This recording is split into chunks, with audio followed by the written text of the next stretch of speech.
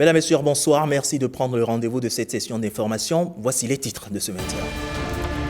Jour J-2 pour le lever des Vodou Days. Pour l'heure, où en sont les préparatifs? Quel visage affiche Ouidah, la ville haute des cérémonies? On fait le point dans ce 20h, mais une chose reste certaine, le groupe Kassav, guest star de cette célébration culturelle, est déjà à Cotonou. Le livre « Quelle est son utilité pour l'homme ?» Ariane Da Silva nous emmène dans cette édition dans un univers médiathèque à la rencontre d'un prix littéraire pour répondre à cette interrogation. Enfin, hors de nos frontières, une marche de l'opposition interdite en Guinée-Conakry. Pendant ce temps, en France, l'annonce de décès de Jean-Marie Le Pen, fondateur du Front National, et la commémoration des 10 ans du massacre de Charlie Hebdo. Bienvenue à toutes et à tous. Démarrons d'abord avec cette brève. Ce mercredi 8 janvier 2025 se tient à Cotonou la première réunion entre le Bénin et les ministres des Affaires étrangères de la communauté des Caraïbes, CARICOM. En prélude à cette rencontre, le ministre Olusegun Adjadi Bakari a reçu en audience ce mardi 7 janvier ses homologues de la République dominicaine, de Haïti, des Bahamas et de la Grenade. Il s'est agi de faire le point des relations entre le Bénin et chacun de ces 4 pays. Les échanges ont aussi permis aux deux parties d'explorer des perspectives afin de renforcer et dynamiser davantage leur coopération. Venons-en à présent à cette célébration culturelle. Les Vodou Days à Ouidah, c'est les 9, 10 et 11 janvier prochains. En attendant la cérémonie d'ouverture officielle de ces festivités, la cité historique reçoit ses derniers coups de pinceau. Vous allez le voir à travers ces images. Tout est mis en place pour faire de cet événement un moment de grande célébration. Renaud Akakpo et Mathieu Sokenou ont promené leurs caméras à travers la ville. Voici leur constat.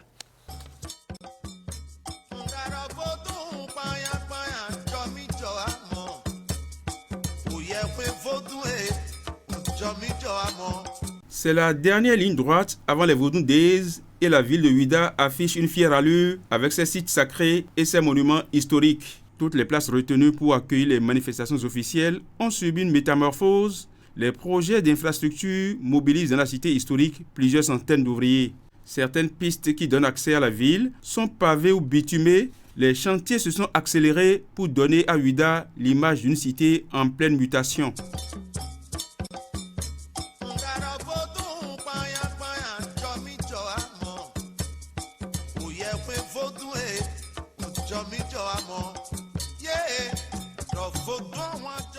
L'arène de Ouidah est l'un des joyaux qui change le décor sur le sable fin du littoral. Implantée au milieu d'une cocoterie, elle s'annonce comme un haut lieu pour les arts et traditions du pays. Ce nouveau site est à proximité de la porte du non-retour qui opère elle aussi sa mue avec une lucarne ouverte sur le grand podium installé en bordure de mer. À quelques jours de la célébration des Vodou Days, certains grands travaux entrepris pour l'occasion sont presque achevés. La cité historique poursuit sa belle métamorphose dans ce écrin de verdure pour le plus grand bonheur des populations. J'ai pris la route de pêche pour venir à Ouidah pour voir ce qui se passe un peu. Mais sans vous mentir, je suis vraiment hébété. Parce que j'ai eu mon bac ici. Et j'étais resté derrière ici, mais je ne me retrouve plus, sincèrement. Et je dis bravo. Les Vodou Days à Ouidah, c'est une effervescence. Cette année 2025, nous voyons que les choses se sont précisées davantage. Quand on vit, on est témoin de l'histoire. C'est un événement exceptionnel que nous allons vivre. Au fort français, tout comme à la forêt sacrée de Kpassé ou à la place Marot, les chapiteaux poussent tels des champignons pour accueillir les festivaliers. L'éphémère couvent Mami est tout aussi prêt pour subir la vague déferlante des fidèles. Dans les temples vaudous de Ouidah, l'ambiance est à la mobilisation générale. Le jeudi prochain, jour de l'événement, tu pourrais me voir en transe au cours des festivités. C'est ainsi que cela se passe et c'est irréversible. Les Vodou Days rehaussent l'image de notre pays. C'est un grand événement.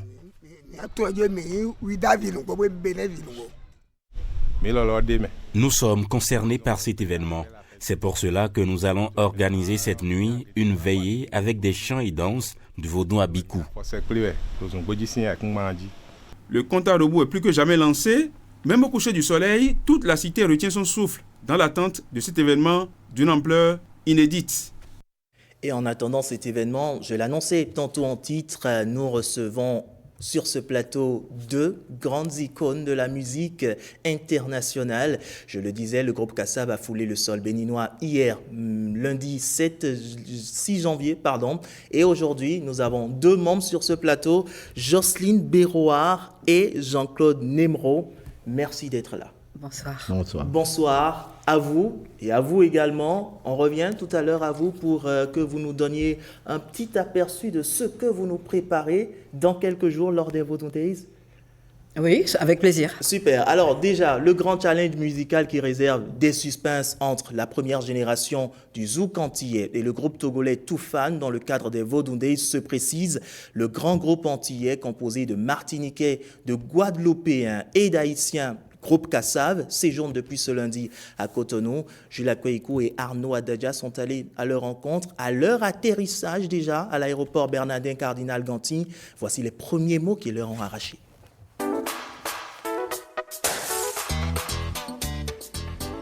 Chansons et musique d'anthologie, la bande à Desvarieux, Saint-Jacob Desvarieux est là pour arroser à nouveau le public de Ouida de son zouk. Venu tout droit des Antilles, Kassav est déjà à Cotonou. C'était un très bon voyage, c'était agréable quoi, c'était un voyage normal.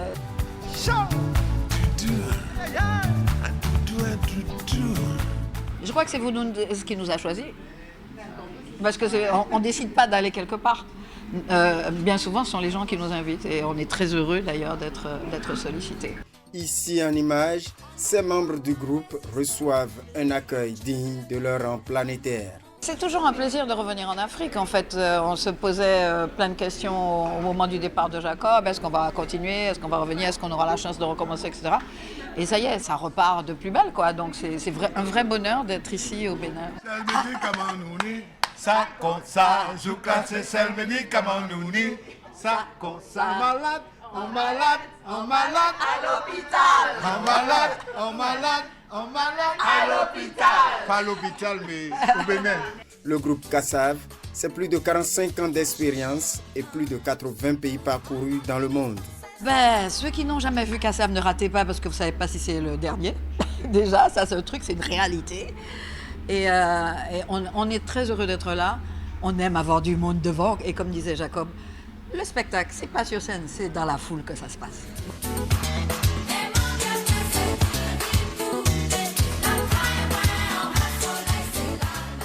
Pétillant de forme, Jocelyne Béroard et sa suite promettent un concert inoubliable au public de Vaudou Days à Ouida.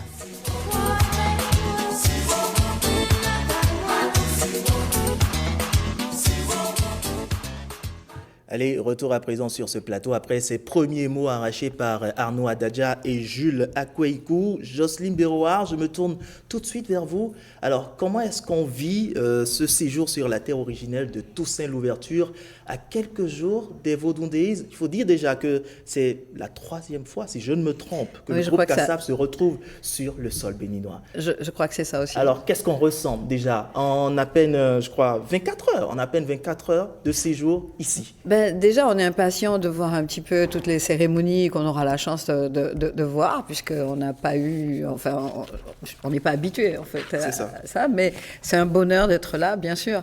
Toutes les fois où nous sommes allés en Afrique en général, c'est toujours un grand plaisir. Voilà. Bonheur partagé aussi par vous? Tout à fait, d'autant plus que comme ça fait un moment qu'on n'est pas venu ici, ça nous permet de redécouvrir le peuple béninois. Très bien. Alors, on a ouï dire qu'après le départ douloureux de Jacob, eh bien, le groupe a failli disparaître. Alors, est-ce que le Bénin porte chance à une envolée bien meilleure de Kassav? Mais de toute façon, quand Jacob est parti, effectivement, on s'est posé la question si on devait continuer ou pas. Et puis, on s'est dit que de toute façon, on a tellement d'amour à apporter au reste du monde qu'on ne doit pas lâcher l'affaire, ne serait-ce que par respect pour Jacob. Donc on a introduit de nouveaux membres et puis l'affaire continue, l'histoire continue jusqu'à la fin. L'histoire continue et elle retiendra également que vous avez marqué votre présence à la première édition des Vodou Days. Je crois que c'est le 9 janvier prochain que vous serez en concert avec le peuple béninois. La culture des origines, la spiritualité vaudou a inspiré bien de créateurs de musique et d'art. Est-ce qu'elle vous inspire, vous aussi? Je pense que de toute façon, comme nous avons en héritage justement de la musique africaine, puisque nos arrière-grands-parents, nos aïeux qui sont originaires d'Afrique, sont arrivés avec leur tambour, avec leur musique.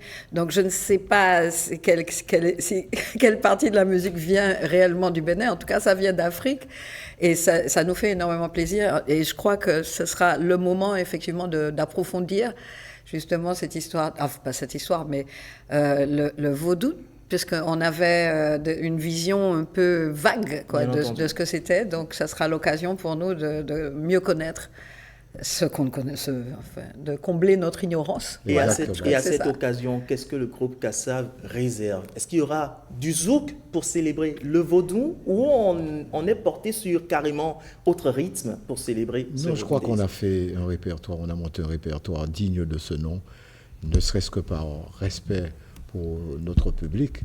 Et je crois que les gens, ils vont y en avoir pour leur argent, comme on dit. Très bien. Alors, les téléspectateurs vous suivent, vous entendent, mais un bref aperçu de ce qui va se passer? Ma foi. C'est-à-dire? Un chant, pourquoi pas? On l'a entendu certes tout à l'heure, mais... Je pourrais dire quelque chose du... Allez-y. Miwa, miwa, pour nous, peut ça chanter. Oh là là. Épisode. Voilà, ça c'est super. Allez, c'était à l'instant Jocelyne Béroard et Jean-Claude Nemro, membres du groupe Kassav, qui sera sur la scène des Vodou Days déjà le 9 janvier prochain. Merci d'être passé sur ce plateau. Un dernier mot pour finir? Un dernier mot. Ce matin, il m'a été donné un grand plaisir, c'est de faire la venue des Amazones, où j'ai vu toutes ces fresques sur des kilomètres, je n'en revenais pas. Mon souhait, avant que je ne sois plus sur cette terre, à la fin des fresques-là, s'il y avait un artiste qui venait poser l'image de Kassav entre toutes ces fresques, ce serait un bonheur incroyable. Bon, pourquoi pas? Une chose est certaine, ces artistes vous suivent sans doute et seront inspirés sûrement par vos mots. Allez, rendez-vous donc le 9 janvier prochain sur la scène des Vodou Days. Merci à vous, Jocelyne Béroard. Merci à vous également, Neymar, d'être passé sur ce plateau. Neymar, on est beau.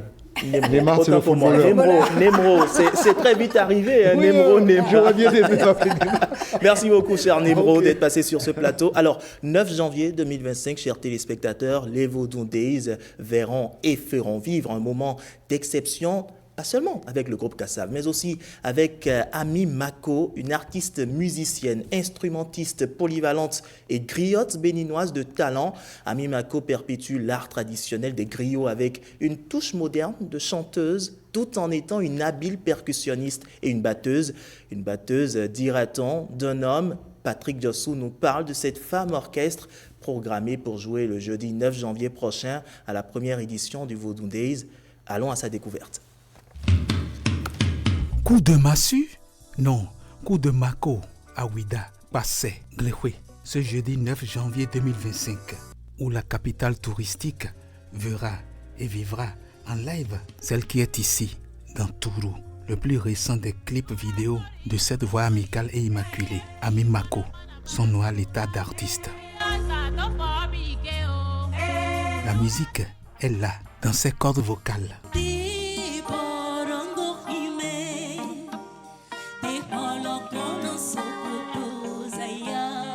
Dans ses cordes de guitare.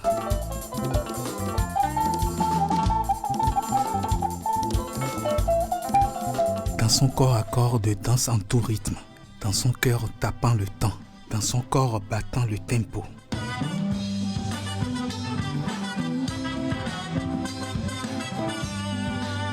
Ami Mako, c'est une voix veloutée de lead et de chœur qui va de la traditionnelle griotte à la moderne chanteuse. Aux cordes de sa guitare acoustique, Ami Mako, c'est des tonalités qui évoquent, invoquent, convoquent et provoquent le mandingue et le Sahel. Ami Mako, c'est le talking drum de de griottes bien installées sous les selles.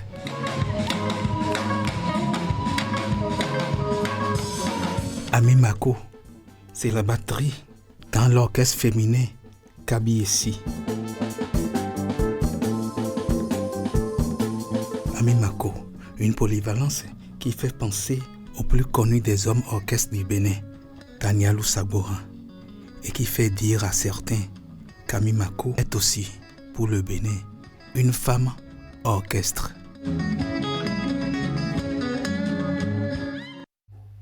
Et après la découverte de ces quelques artistes qui sont retenus pour la scène des Vodou Days, allons à présent à la découverte de quelques-unes des places retenues pour les animations lors de ces 3 jours de célébration culturelle, avec d'abord la forêt sacrée de Kpassé, une des places retenues pour les festivités des Vodou Days à Ouida. Sur le site, en attendant le jour J, le gestionnaire ne manque aucune occasion pour déconstruire certains clichés relayés par certaines chapelles au micro de la télévision nationale. Il explique le bien fondé de cet acte hautement pédagogique au micro de Renaud Akagbo.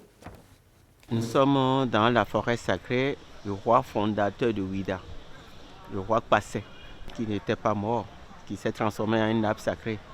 La forêt sacrée du Ouida est toujours là pour expliquer ce qu'on appelle Vaudou, ce qui est sur Vaudou.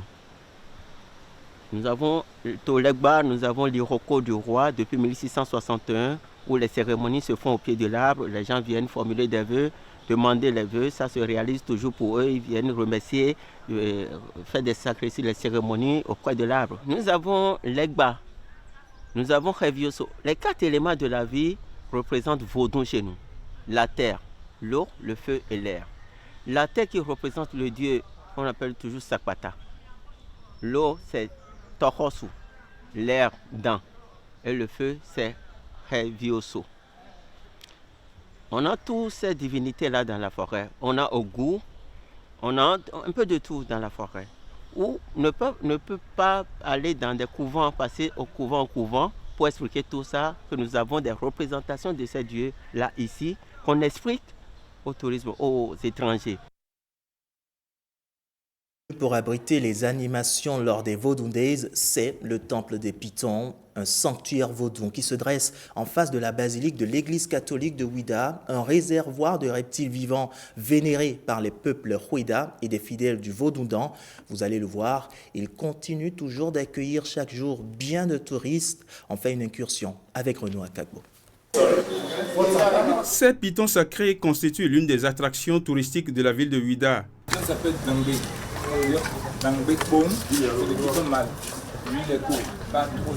Dans ce temple mythique, l'on peut s'imprégner de l'histoire de l'Iroko sacré, de la jarre centenaire et bien évidemment des pitons royaux que l'on peut toucher ou mettre autour du cou. Porter un piton, c'est transformer sa peur en audace. Alors si vous êtes prêts, on va s'y aventurer. Je vais essayer. Ici, le flux des visiteurs est incessant. Et cette étape de la visite, presque incontournable, laisse parfois échapper quelques instants de frayeur.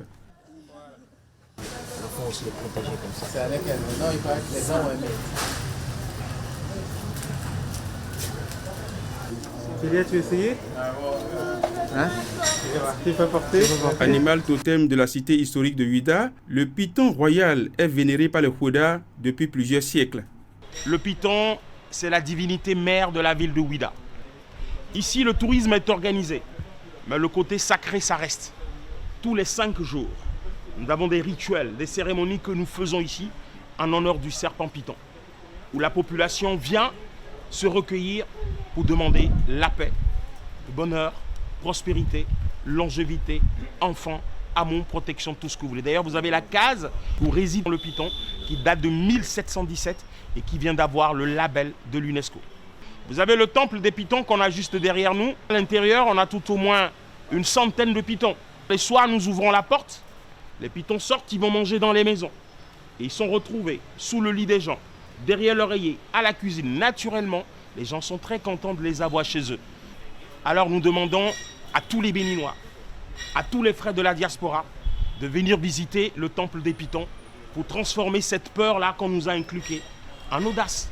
Ce magnifique temple qui se dresse en face de la basilique de l'Immaculée Conception est l'une des illustrations de la tolérance interreligieuse qui règne depuis la nuit des temps au Bénin. Et comme à Ouida, le python est aussi vénéré à Porto Novo, la capitale du Bénin. Vous allez le voir, au cœur de cette ville aux 3 noms, on attribue souvent le nom d'Angbeklounon à un quartier, mais erreur, c'est plutôt un nom attribué à un temple des pythons situé au secteur Fonfon-Sodi. Les éclairages avec Calvador Arwanou et Yves-Patrick Loco. C'est un vaudon du peuple Houeda venu de l'Égypte avec escale à Adjatado. Un périple va conduire les Houedanou à Ouida via Guézin et Alada. Puis un groupe Houeda va décider d'aller plus loin et s'installer à Porto Novo. Houeda commun sera la première destination.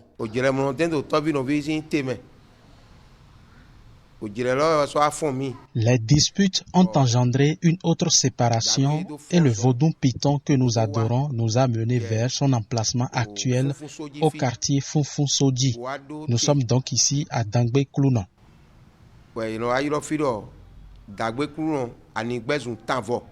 Depuis son implantation, le Houeda vaudou d'Agbé n'a cessé de combler ceux qui lui font recours.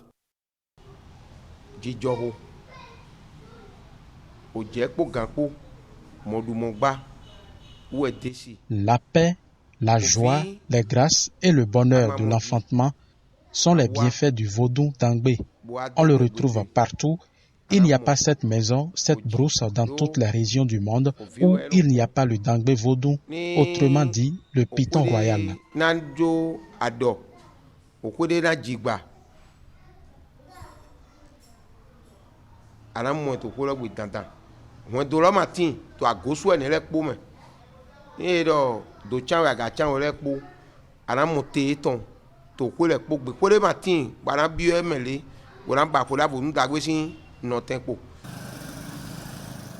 Et comme le hasard n'existe pas, le Dangbeklounon est situé à proximité de l'église catholique Saint-François-Xavier. Les épouses de la famille détentrice du fauteuil de Dangbeklounon magnifient cet extraordinaire vaudou qu'est le python royal.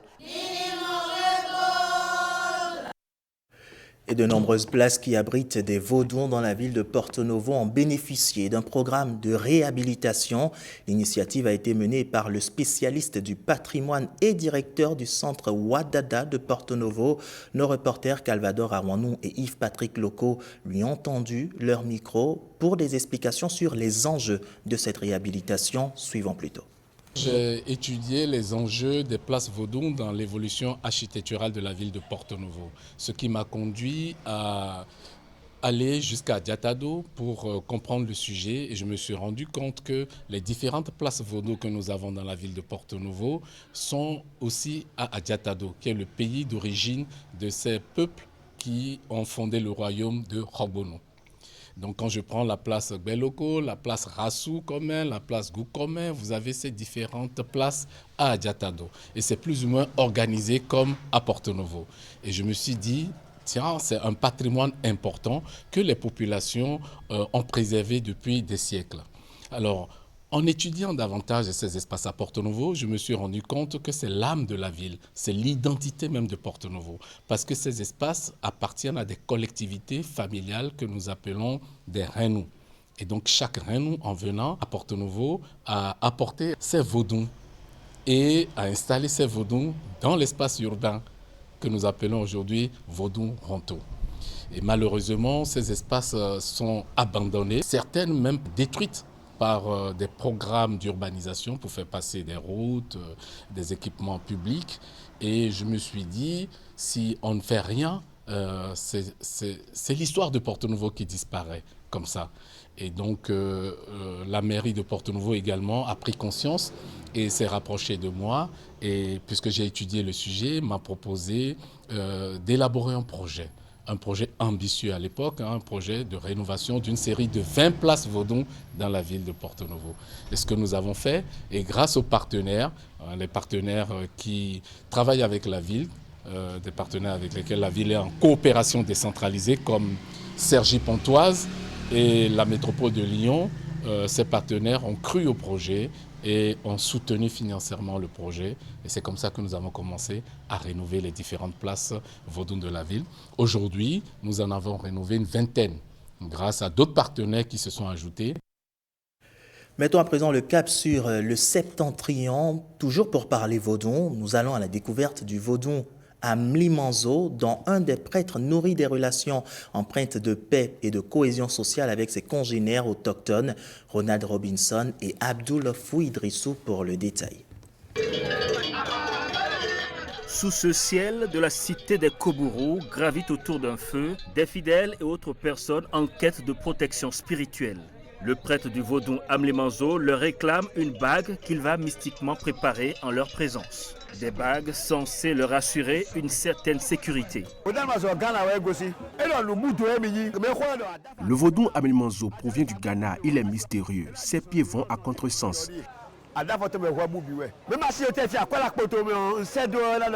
Il détecte les voleurs, la sorcellerie et aide à y remédier. Il pratique le retour du sort à l'envoyeur et offre des bagues de protection contre l'empoisonnement.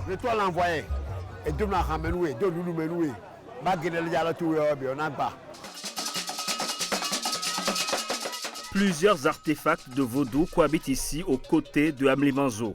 Au travers de son serviteur à qui elle a pourvu cette habitation, ce vaudou du feu a fait du bien à certains hommes devenus ses fidèles.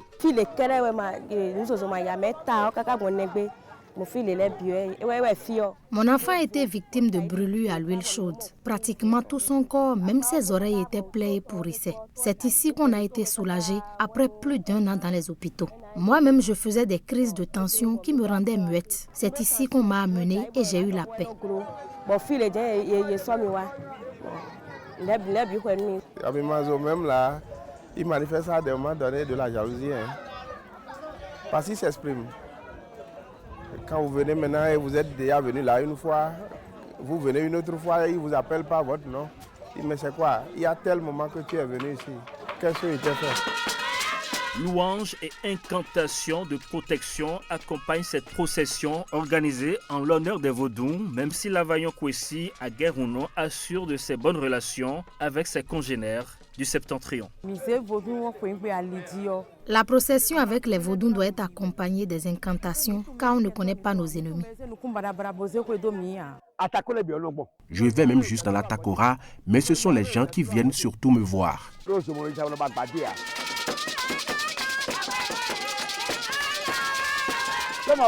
le remercions pour son accueil. Sa divinité et la nôtre, c'est pratiquement la même. Ensemble, nous sauverons l'humanité.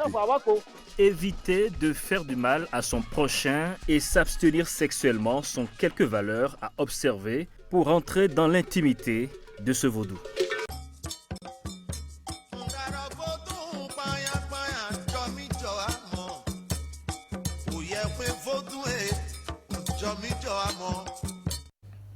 Dans un tout autre registre à présent, le livre « Quelle est son utilité pour l'homme ?» Ariane Da Silva nous emmène dans un univers médiathèque à la rencontre d'un prix littéraire. Reportage.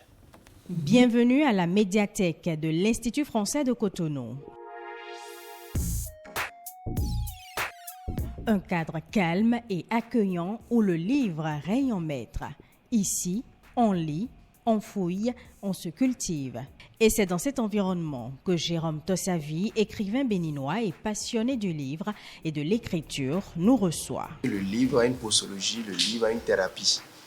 Et ça soigne l'âme et on découvre des histoires, on parcourt des kilomètres. Écrire, c'est un exercice auquel le Grand Prix littéraire du Bénin 2020 dans la catégorie théâtre s'adonne depuis son plus jeune âge. De façon officielle, depuis 2010, ça remonte à l'année de publication de mon premier recueil de poésie intitulé Scientu et Balibel.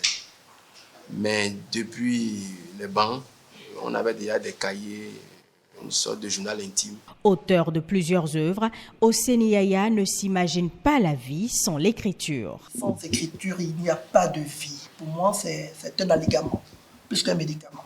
Officieusement, j'ai écrit mon premier roman intitulé Les Amours avortés, c'est une œuvre inédite en 2006. Mais officiellement, c'est en 2012 que j'ai lancé le Tam Tam de mon cœur. Mais il y a une question qui taraude l'esprit.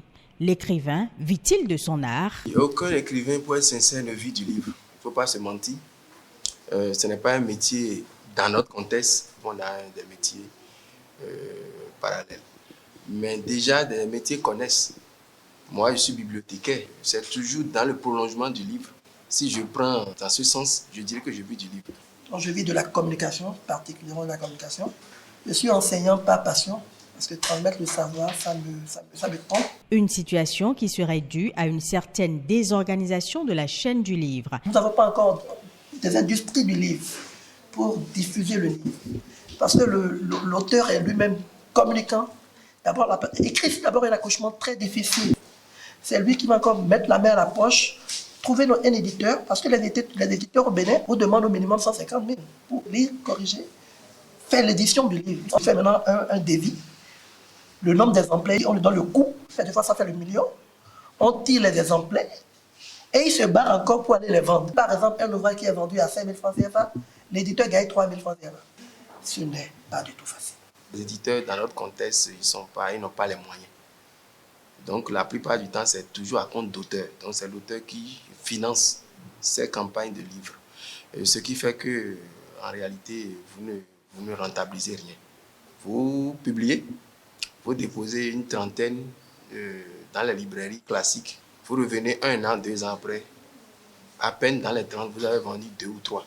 Parce que les libraires n'ont aucune politique de marketing. Si la chaîne du livre était mieux organisée, on allait quand même gagner. Pourtant, il y a du potentiel dans le secteur. L'écriture béninoise est très féconde. Elle est très, très féconde. Et puis, je peux vous dire même qu'il y a une nouvelle génération d'écrivains super talentueux. Il ne faut pas qu'on célèbre les écrivains à titre posthume, mais plutôt à titre entoum. De leur vivant, il faut reconnaître qu'ils ont du talent. La Bibliothèque nationale doit être la vitrine de la vitalité, de la visibilité de notre littérature nationale. Donc, je suis très content des réformes là maintenant qui vont dans ce sens. Et quand on rentre dans cette bibliothèque, on doit avoir toute la production nationale. Après, il faut décentraliser les bibliothèques. Donc, bibliothèques départementales, municipales.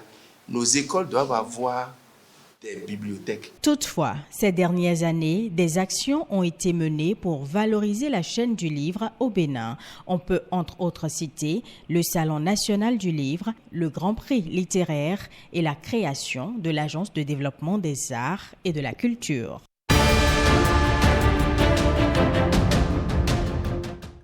Place à présent autour de l'actualité hors de nos frontières, marquée par l'annonce de décès de Jean-Marie Le Pen, fondateur du Front National, et la commémoration des 10 ans du massacre de Charlie Hebdo.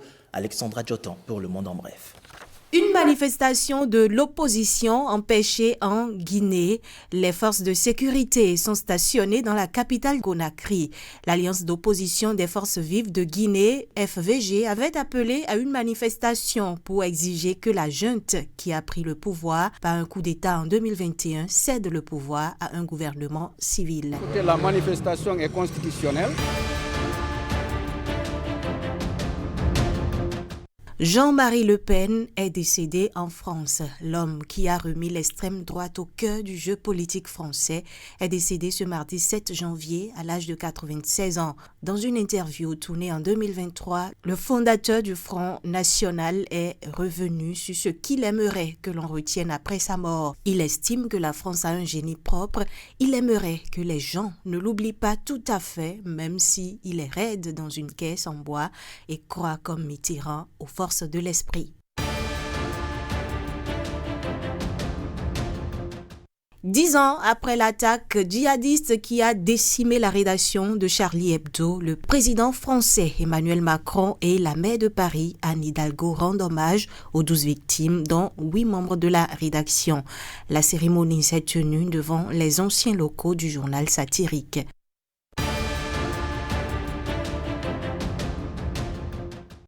Au Canada, le Premier ministre Trudeau a annoncé son intention de démissionner, précisant qu'il resterait en poste jusqu'à ce qu'un successeur soit désigné. Cette annonce intervient après des tentatives de crise politique dans le pays, aggravées récemment par les menaces économiques de Donald Trump. Des résidents d'Ottawa réagissent à l'annonce de cette nouvelle, certains célébrant l'annonce tandis que d'autres s'inquiètent des conséquences de son départ pour les élections législatives à venir.